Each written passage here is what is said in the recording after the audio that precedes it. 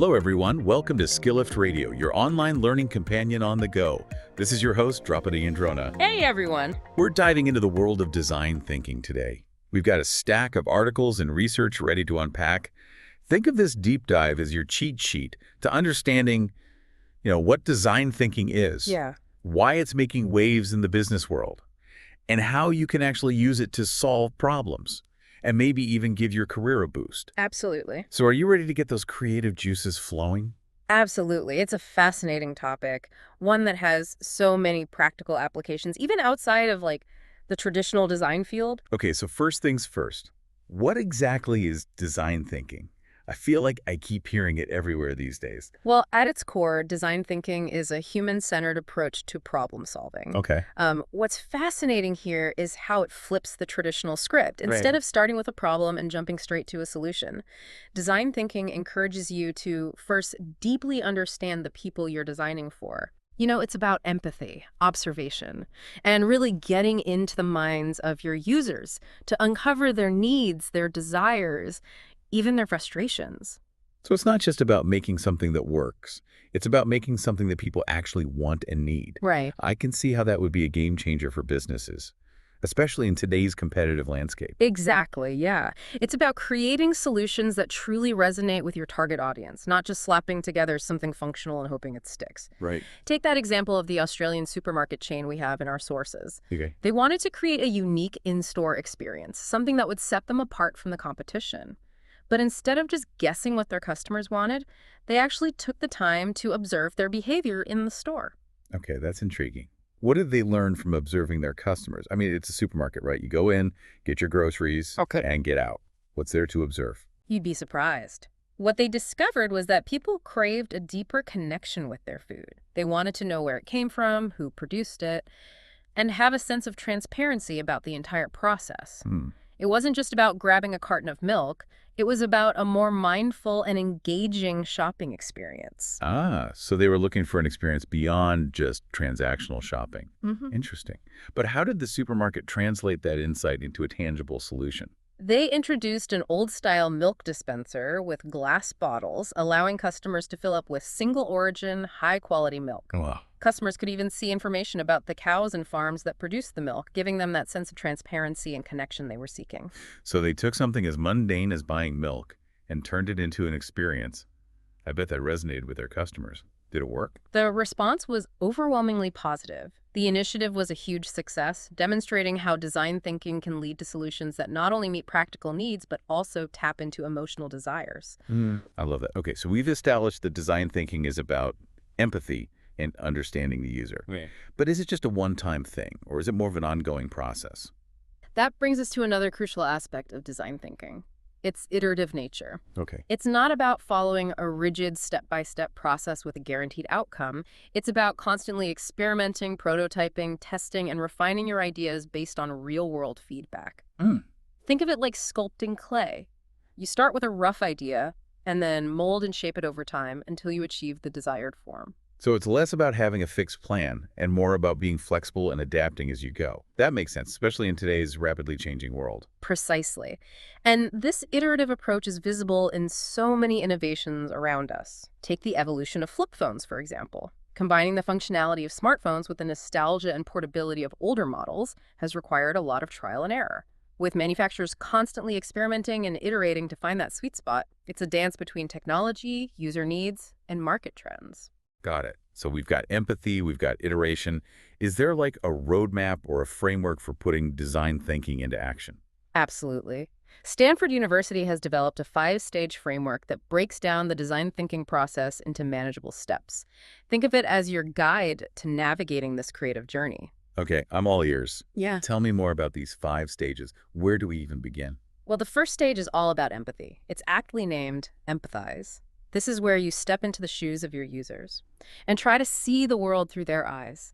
It's about asking open-ended questions, actively listening, and observing their behavior to truly understand their needs, their motivations, and their pain points. So it's about going beyond just asking people what they want and really digging deeper to understand their underlying needs and motivations. It sounds like a lot of careful observation and listening. Exactly. Sometimes what people say they want and what they actually need can be two very different things. Empathy is about bridging that gap and uncovering those hidden needs. Okay, I'm starting to see how this all comes together. So we empathize with our users. What's next? Once you have a good understanding of your users, you move on to the define stage. Here you take all those observations and insights and start to synthesize them. You begin to identify patterns. And most importantly, you define the root problem you're trying to solve. I imagine this stage requires some serious critical thinking. How do you separate the symptoms from the actual problem? It definitely involves some analytical skills.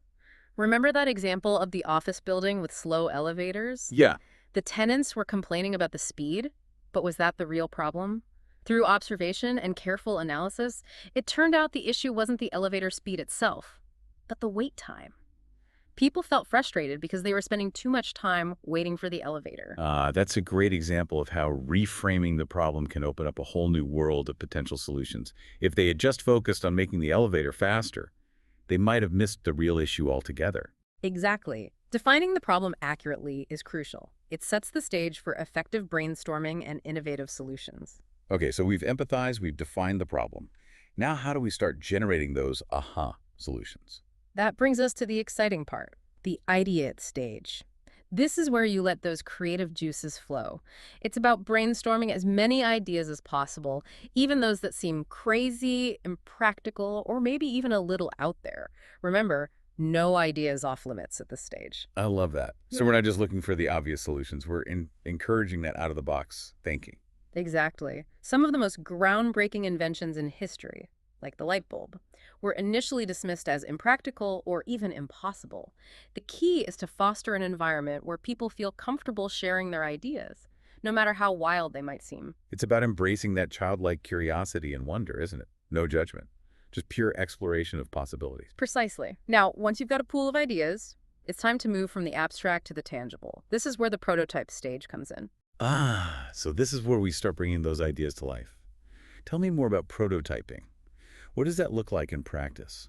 Prototyping is about creating a tangible representation of your idea, even if it's just a rough draft. It could be a physical model, a digital mock-up, a storyboard, or even a role-playing scenario. The key is to create something you can test and get feedback on. I imagine these prototypes don't have to be perfect, right? It's more about experimentation and getting a feel for how the idea might work in the real world. You got it. Prototypes are all about learning and iterating. It's about identifying potential flaws, refining your design, and getting closer to a solution that truly meets the needs of your users. It's like a dress rehearsal before the big show. You get to iron out the kinks and make adjustments before going live. Yeah. Okay, so we've prototyped our solution. What's the final stage? The final stage is test. This is where you put your prototype in front of real users and gather feedback. It's about observing how they interact with your solution, listening to their feedback, and identifying any areas for improvement. Testing sounds crucial.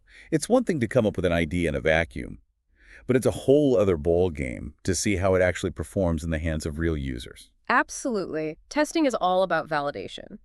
It helps you understand if your solution is truly solving the problem you set out to address, and if it's meeting the needs of your users in a way that is intuitive and effective. So it's about being open to feedback, even if it's critical, and using that feedback to make your solution even better. It's like a continuous cycle of learning and improvement. You got it. And, you know, what's really interesting is that design thinking goes beyond just focusing on profit. It considers the impact on people and the planet, too.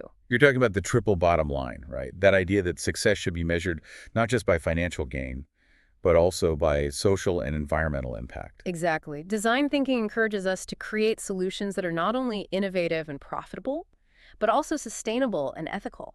It's about creating a positive impact on the world around us. Okay, so we've covered the 5 stages: empathize, define, ideate, prototype, and test. It sounds like a pretty comprehensive framework for problem solving. But how does this all apply to, the average person? Is design thinking only relevant for businesses and designers? Not at all. One of the most powerful aspects of design thinking is that it can be applied to pretty much any area of life, from your career to your personal goals, and even just everyday problem solving. Now that's what I'm talking about. Right. Tell me more about how we can use design thinking in our own lives. Think about it this way. Your career journey is essentially an ongoing design thinking project. You can use these principles to gain a deeper understanding of your goals, experiment with different career paths, and constantly iterate based on your experiences. That's such a cool way to look at it. So Yeah. instead of just following a predetermined path, we can use design thinking to create a career that truly aligns with our passions and values. Exactly. Each job application, each interview, even each networking event can be seen as a prototype. It's a chance to test your skills, gather feedback, and refine your approach until you find the perfect fit. So it's about embracing that fail fast, learn fast mentality, even in our careers.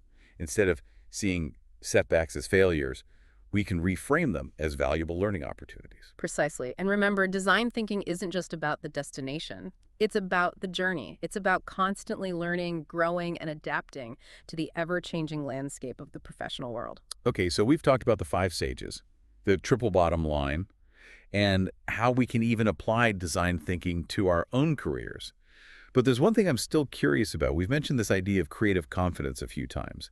Can you elaborate on what that means and why it's so important in the context of design thinking? That's a great question. One of the biggest roadblocks people face when it comes to design thinking or any kind of creative problem solving is fear of failure. We get so caught up in the idea of finding the right answer that we're afraid to experiment, to take risks, to even share our ideas for fear of judgment. I totally get that. It's like that feeling of being back in school afraid to raise your hand in case you have the wrong answer. Exactly. And that's where creative confidence comes in. It's about cultivating that belief in yourself, that trust in your ability to come up with creative solutions, even if you don't have all the answers right away. It's about embracing uncertainty and being willing to try new things, even if you might fail along the way. So it's about shifting our mindset from fear of failure to embracing the learning process. Easier said than done, though, right? Yeah. How do we actually develop this creative confidence? Well, like any skill, it takes practice. One way to nurture creative confidence is to engage in activities that challenge your assumptions and encourage you to think outside the box. Remember that sketching exercise we talked about earlier? The one where you had to draw everyday objects like a door or a baby? Oh, yeah, I remember trying that and feeling totally out of my element. My drawings looked more like abstract art than real objects. And that's the point. It wasn't about being a skilled artist. It was about loosening up, getting your creative juices flowing, and overcoming that fear of imperfection. Right? It was about giving ourselves permission to play and explore without judgment. Exactly. And there are tons of other exercises and techniques that can help you build that creative confidence muscle. The important thing is to find what works for you and to make it a regular part of your creative practice. I love that. Okay, so as we wrap up this deep dive into design thinking, I'm feeling pretty inspired. But I imagine some of our listeners might be wondering, okay, this all sounds great in theory, but where do I even begin? What advice would you give to someone who's just starting out with design thinking? My advice would be to start small. Don't get overwhelmed trying to tackle a huge, complex problem right away. Pick a challenge in your own life. It could be something as simple as reorganizing your closet or planning a trip, and use the design thinking framework to guide you through the process. So it's about finding those low-stakes opportunities to experiment and practice the principles of design thinking in a way that feels manageable and even fun. Exactly. And remember, design thinking is a journey, not a destination. There's always more to learn, more to explore, and more ways to apply these principles to make a positive impact on the world around you. So true. And who knows, maybe you'll even discover a hidden talent or passion along the way. Well, this has been an incredibly insightful deep dive. I feel like I've gained a whole new perspective on problem solving and innovation. Thank you so much for sharing your expertise with us today. It's been my pleasure. I hope our listeners feel empowered to embrace design thinking and see the world with fresh eyes. So what does this all mean? Design thinking is more than just a buzzword. It's a powerful approach to problem solving that can lead to truly innovative solutions in business, in our careers, and even in our everyday lives. It's about empathy, experimentation, and a willingness to challenge the status quo. And the best part is you don't have to be a designer to use it. Right. We encourage you to explore this topic further and see how you can incorporate design thinking into your own life. Who knows what brilliant ideas you might come up with. We hope you found this deep dive valuable. Sign up on SkillLift today to discover more about design thinking and other fascinating topics. Wishing you happy learning.